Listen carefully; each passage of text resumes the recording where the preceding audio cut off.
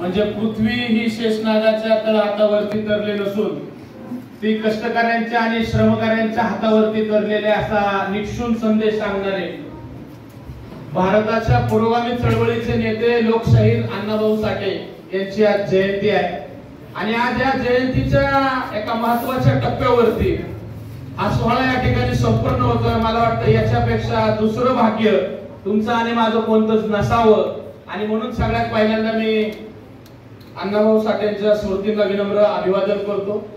आज लोकमान्य टिळकांची सुद्धा पुण्यतिथी आहे, त्यांचंही या ठिकाणी या सगळ्यांच्या निमित्तानं स्मृतींना अभिवादन करणं औचित्याचं ठरतं आणि आज लीलाताई दिवेकर यांच्या नावानं या यशकल्याणी परिवाराकडून ही स्पर्धा आयोजित केली त्यांच्या स्मृतीप्रीत्यर्थ। त्यांच्याही स्मृतींना दिवेकर साहेबांच्या स्मृतींना मी या ठिकाणी विनम्र असं अभिवादन करतो। आज मला आपल्याशी बोलताना अतिशय आनंद होतोय, कारण ज्या प्रकारे ही वक्तृत्व स्पर्धा दिवसेंदिवस एक उच्चांक गाठत चाललेले आहे, मला वाटतं त्याचं सगळं श्रेय जिल्हा परिषद सोलापूर जिल्हा association English teachers district language असोसिएशनच्या सगळ्या पदाधिकाऱ्यांना मला द्यावं लागेल। आज ही स्पर्धा 12 ठिकाणी सोलापूर जिल्ह्यात घेतली जाते, हेही मला सगळ्या पालकांना विद्यार्थी मित्रांना नमूद करावं लागेल। आज 11 तालुके या जिल्ह्यात आहेत आणि 12वी सोलापूर महानगरपालिका आणि मला वाटतं एवढ्या मोठ्या प्रमाणावरती 2000च्या वरती आकडा यावर्षी आपण उच्चांक जिल्ह्यातनं गाठलेला आहे आणि 4 तारखेला प्रत्येक गटातला एकच तालुक्यातला म्हणजे 36 4 तारखेला 36 जण या व्यासपीठावरती येऊन जिल्ह्यासाठी बोलणार आहे। मला वाटतं त्याही स्पर्धेसाठी आजच्या विजेत्यांना मी या निमित्तानं सगळ्यात पहिल्यांदा शुभेच्छा व्यक्त करतो आणि मला नक्कीच खात्री आहे की आपल्याला जिल्ह्याला सर्वोत्तम कामगिरी करता येईल आणि असा हा सगळा नयनरम्य सोहळा बघण्यासाठी मला वाटतं आज खास ज्यांनी सगळं प्रयोजन केलं ते सोलापूर जिल्हा इंग्लिश लँग्वेज टीचर असोसिएशनचे अध्यक्ष आदरणीय प्राध्यापक बाळकृष्णजी लावड सर। या निमित्तानं सोलापूर जिल्हा परिषदेच्या वतीने ज्यांनी सगळी पळापळी करून सगळे कागदपत्र सगळं डॉक्युमेंट जमवण्याचं काम केलं ते आदरणीय आदलिंग सर। आज या ठिकाणी विद्यार्थ्यांच्या पाठीवरती थाप द्यायला सीमेवरती लढलेला एखादा सैनिक आम्हाला हवा होता आणि म्हणून सैनिक संघटनेचे करमाळ तालुक्याचे सेक्रेटरी आदरणीय या ठिकाणी आमचे मित्र कनेरे साहेब या ठिकाणी उपस्थित आहेत। परीक्षक प्रतिनिधी म्हणून 2 जण व्यासपीठावरती उपस्थित आहेत, ज्यांचं आगाध असं शब्दांवरती प्रभुत्व आहे ते आदरणीय वारवळे सर या ठिकाणी उपस्थित आहेत आणि दुसरे म्हणजे इंग्रजी भाषेची अतिशय जाण आणि खऱ्या अर्थानं परांडा तालुक्यात ज्यांनी खूप मोठं इंग्रजीचं काम उभं केलं ते आदरणीय अंकुश सर आज या निमित्तानं व्यासपीठावरती आहेत। या कार्यक्रमाची सूत्र आदरणीय गिलबेले सर असतील, आदरणीय प्राध्यापक विष्णू शिंदे सर असतील, प्राध्यापक जयजी पवार सर असतील, या सगळ्यांच्या माध्यमातून मला वाटतं या व्यासपीठाला फुलवण्याचा प्रयत्न प्रत्येक वक्त्याने या ठिकाणी केलेला आहे। जीवन शिक्षण फाउंडेशनचाही मला या निमित्तानं उल्लेख करावा लागेल, कारण या सगळ्यांच्या डिजिटल प्लॅटफॉर्मचं सोशल कनेक्शन हे आमच्या जीवन शिक्षण फाउंडेशनला जातं।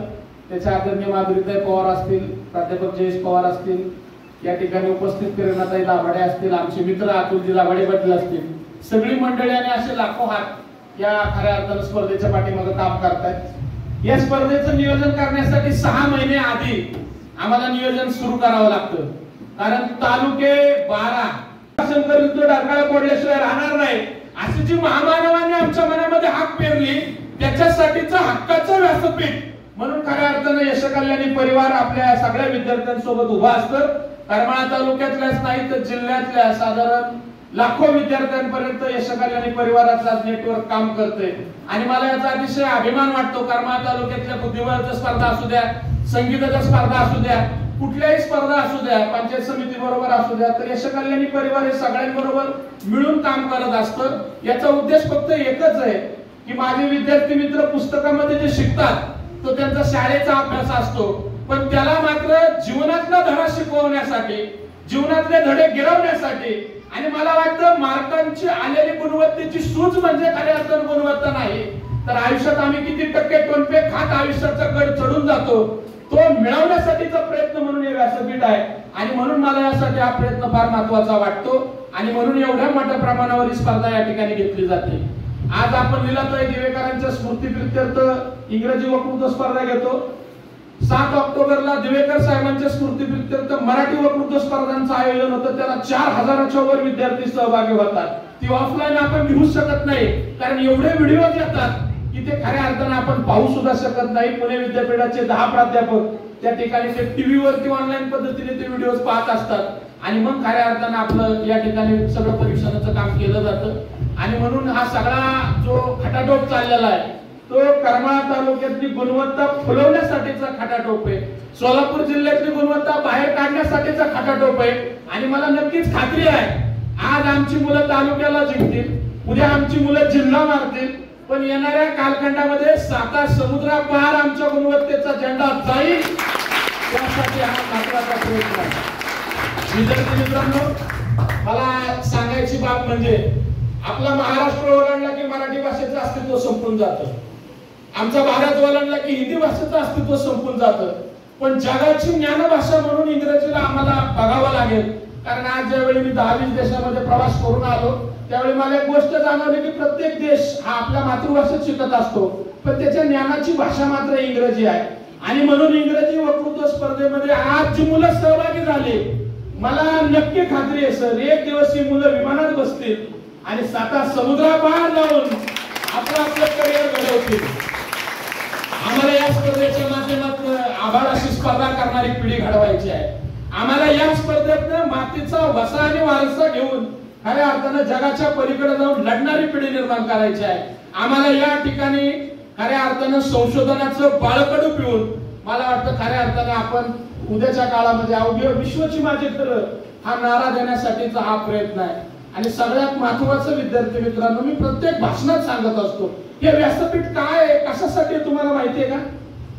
मी कोणत्या घरात जन्माला आलो हे माझ्या हातात नाही, माझे आई वडील गरीब आहेत का श्रीमंत आहे हे माझ्या हातात नाही, मी काळ्या रंगाचा आहे का गोऱ्या रंगाचा हे माझ्या हातात नाही, मी जन्माला हिंदू आहे, मुसलमान आहे, शीख आहे, ईसाई आहे हे माझ्या हातात नाही.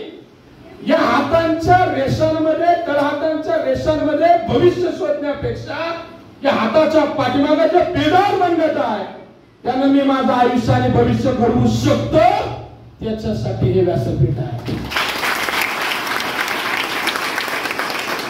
मी सगळ्या शिक्षकांना, पालकांना विनंती करेन, अजून 10 वर्षांनी आमच्या या विद्यार्थ्यांची नावं जी जिंकून जाणार आहेत त्यांची नावं काढा. आज जे सहभागी झाले, तिथे येऊन बोलले, त्यांनी आयुष्याची निम्मी लढाई जिंकलेली आहे. आणि 10 वर्षांनी मला Ankush sir, Lavand sir, Salunke sir, Girbile sir, माझी विनंती राहील, कारण की सर 10 वर्षांनी जर आम्ही दवनेसरी मुलं बघितली देशपांडे मॅडम, तर आयुष्यामधले सर्वोत्तम विद्यार्थी करमाळा तालुक्याचे या स्पर्धेतले विजेते विद्यार्थी असतील, याच्या बाबतीत मला कुठलीच केवळ मात्र शंका नाही. विद्यार्थी मित्रांनो, या जगावरती राज्य जे केले ना ते धनदांडग्यांनी नाही केलं, या जगावरती राज्य केलं ते बोलणाऱ्यांनी केले. म्हणजे तथागत गौतम बुद्धांपासून तर अलीकडे चहा विकून पंतप्रधान झालेल्या नरेंद्र मोदींपर्यंत बोलणाऱ्यांनी या जगावरती राज्य केलेलं आहे. आणि म्हणून तुम्ही उद्याच्या जगाचे विजेते वारसदार आहात आणि तुम्ही सुद्धा उद्याची राज्यकर्ते जमात आहात, हे मला या ठिकाणी नम्रपणे सांगायचं आहे. मला उपस्थित व्यासपीठाला सांगायचं सर, आम्ही इथं बंडखोर मुलं निर्माण करतो, व्यवस्थेला प्रश्न विचारणारे, संस्कृतीचा झेंडा मिळवणारे आणि विज्ञानाचं नातं सांगणारी बंडखोर पिढी या यशकल्याणीच्या व्यासपीठावरनं तयार होते सर. मला नक्की खात्री आहे, या मुलांच्या डोळ्यात जर आपण बघितलं ना सर, प्रत्येक मुलाच्या डोळ्यात मला आभाळ दिसतं. परवा मी स्वित्झर्लंड, इटली, जर्मनी आणि फ्रान्स या 4 देशांच्या विचार परिषदेमध्ये सहभागी झालो. 152 देशातले लोक आले, 2200च्या वर संशोधक होते. मला नक्कीच खात्री आहे या झडपीचा एक विद्यार्थी आज 10-20 देश फिरतोय म्हणल्यानंतर सर यांना तर खूप काही मिळालेलं आहे. हे जग फिरणारी पिढी सर मला येणाऱ्या कालखंडात निर्माण करायची आहे. आणि म्हणून करमाळा तालुक्याचा हा महत्वाकांक्षी संस्थेच्या माध्यमातून माझा प्रयत्न आहे. स्वामी विवेकानंदच आपल्याला पाहिजे असेल, स्वामी विवेकानंद नावाची व्यक्ती शिकागोच्या धर्मपीठावरती उभी राहिली. जगातले सगळे धर्म तिथे उभे होते, पण त्या सगळ्या धर्मांच्या पलीकडे जाऊन स्वामी विवेकानंद उभे राहिले सगळ्या जगाने पाहिलं बगळी कपडे अंगावरती घालणारा एक माणूस विद्वत्तेच्या तेजाने तळपत होता, व्यासपीठावरती उभा राहिला. बंधू आणि भगिनींनो, my dear brother and sister, एवढे दोन शब्द सुटले आणि टाळ्यांचा प्रचंड कडकडाट झाला. या विवेकानंदाच्या वाणीचे तुम्ही खऱ्या अर्थानं वारसदार आहात आणि म्हणून मला नक्की खात्री आहे येणारा कालखंड हा तुमच्यासारख्या मुलांचा असेल, येणारा कालखंड हा बंडखोर पिढीचा असेल. मला नक्कीच माहिती आहे एकीकडे मार्क झुकरबर्ग सारखा, फेसबुक सारखा माणूस आमच्या मातीतनं या सगळ्या जगातनं निर्माण झालेला आहे, एकीकडे ऍपल सारखा स्टीव्ह जॉब त्यानं निर्माण झालेला आहे. म्हणजे जे मोठी माणसं निर्माण या ठिकाणी झालेली आहेत, मला वाटतं त्या मांदियाळीमध्ये उद्या आमच्या मुलांची नावं यावीत, त्यासाठी इंग्रजी भाषा जवळ झाली पाहिजे. मला परीक्षकांना खूप खूप धन्यवाद द्यायचे की आपण या ठिकाणी आलात, आपल्या आयुष्यातला एक अनमोल वेळ खर्च केलात आणि मला नक्की खात्री आहे या वेळेचा अतिशय सदुपयोग होईल. आमचे विद्यार्थी अतिशय चांगल्या प्रकारे न्याय देतील. कारण आपण म्हणतो की शहरामध्ये मोठी इंग्लिश मीडियम असतात, मोठ्या शाळा असतात आणि मग आमची मुलं स्पर्धा करू शकत नाहीत. पण मला त्याच्या पलीकडे जाऊन सांगायचंय, आमचे दिवेकर साहेब ज्यावेळी एका आदिवासी भागातल्या शाळेमध्ये आम्ही भेट द्यायला गेलो होतो, त्यावेळी आदिवासी शाळेमधले एक विद्यार्थी उठला आणि त्या विद्यार्थ्याने सांगितलं की गुरुजी, तुम्ही आम्हाला गांधीजींची 3 माकडं शिकवली की वाईट बघू नका, वाईट ऐकू नका, वाईट बोलू नका. म्हणजे कानावरती, तोंडावरती आणि डोळ्यावरती हात ठेवणारी 3 माकडं आम्हाला दाखवली, पण त्याच्या पलीकडे जाऊन छातीवरती हात ठेवणारं एखादं माकड जर आम्हाला दाखवलं असतं तर आम्ही माणुसकी हृदयामध्ये पेरली असते, आम्ही माणूस म्हणून घडलो असतो. मला वाटतं असतो माणूस घडवायचा असेल तर या सगळ्यांच्या पलीकडे जाऊन, धर्माच्या सगळ्यांच्या पलीकडे जाऊन आम्हाला माणूस म्हणून माणसाला प्रतिष्ठा द्यावी लागेल आणि माणसाची नवी ओळख आम्हाला या निमित्ताने निर्माण करावी लागेल. आणि म्हणून यशकल्याणी परिवार हा तो प्रयत्न करतोय. मला नक्कीच खात्री आहे येणाऱ्या कालखंडामध्ये आम्ही ते यश मिळू. आज या निमित्ताने मला अभिमान वाटतो इंग्रजी असोसिएशनच्या करमाळा तालुक्याच्या सगळ्या पदाधिकाऱ्यांनी जे रात्रंदिवस कष्ट घेतले त्याच्या फलस्वरूप इतके विद्यार्थी इथं बोलतायत. 4 तारखेला याच वक्तृत्व पंढरीमध्ये मला वाटतं जिल्ह्याची मुलं बोलणार आहेत आणि त्याच दिवशी आपण काही मान्यवरांना या ठिकाणी जीवन गौरव पुरस्कार देऊन सुद्धा आपण सन्मानित करणार आहोत. तर मला वाटतं असा बरगतचा कार्यक्रम आहे. तुमच्या आणि पारितोषिकांच्या फार मध्ये न येता तुमची सगळ्यांची मी भाषणं ऐकली